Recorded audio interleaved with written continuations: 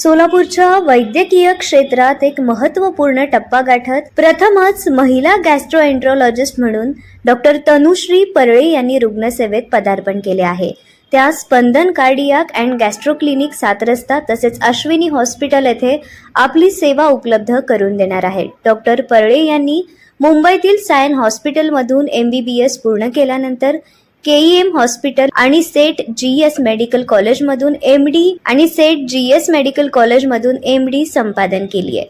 पुढे त्यांना PD Hinduja hospital येथे गॅस्ट्रोएंट्रोलॉजीचे सुपर स्पेशालिटी प्रशिक्षण घेतले असून मॅक्स हॉस्पिटल साकेत दिल्ली येथे ERCP आणि EUS सारख्या प्रगत एंडोस्कोपिक तंत्राचे प्रशिक्षण घेतले आहे। याशिवाय त्यांनी युरोपियन स्पेशालिटी परीक्षा ESEGH उत्तीर्ण करून डेन्मार्कमधील आरहुस युनिव्हर्सिटी हॉस्पिटलमध्ये उच्च प्रशिक्षण पूर्ण केले आहे। त्यांनी शेकडो इंडोस्कोपी, कोलोनोस्कोपी तसेच बँडिंग, ग्लू इंजेक्शन, डायल्टेशन, ERCP आणि UAS सारख्या जटिल प्रक्रियांमध्ये प्रावीण्य मिळवले आहे।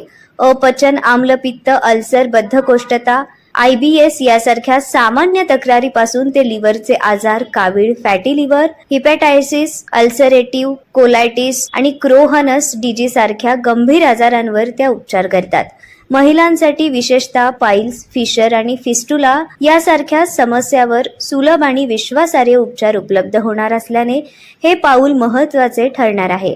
सोलापुरातील रुग्णांना दर्जेदार आणि परवडणारी आरोग्य सेवा देण्याचा त्यांचा मानस आहे।